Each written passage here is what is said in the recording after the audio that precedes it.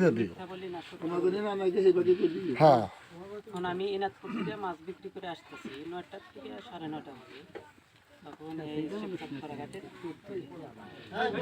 বাড়ি থেকে আসতেছি ওই পাতাইলা যা এখন কই যায় কেন সেটা জানি না। আমার নৌকারে মাঝখান দিয়ে উঠেছে সরু উঠে যাওয়ার পরে আমরা তখন কিছুই বলি না বললে ও স্টার্ট দিয়ে কই জানি গেছে। ঠিক আছে, আমরা গাড়ি আইছি, আসার পরে আমরা ওই দিনই সই বানাইছি, সই বানছে সই বানাইছি মাছ মারতে যাবো।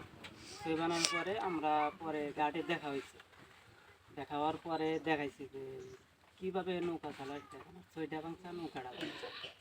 তখন দেখানোর পরে তখন দেখানোর পরে তখনও আমাকে আমার উপরে অনেক গরম, আমাকে গাইডে আঙ্গুল দেখাইছে। তারপরে বন্দুকের ভয় দেখাইছে যে গুলি করুন, এটা বন্দুকের ভয় দেখাইছে।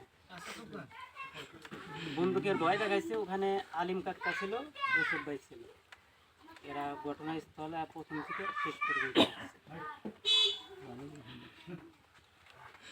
আর ওই ওই বন্দুক আর গাইডে আঙ্গুল দেখানোর পরে আমি একটা বাড়িছি, আমার ভাইয়ের 2টা বাড়িছে, ছোট ভাই।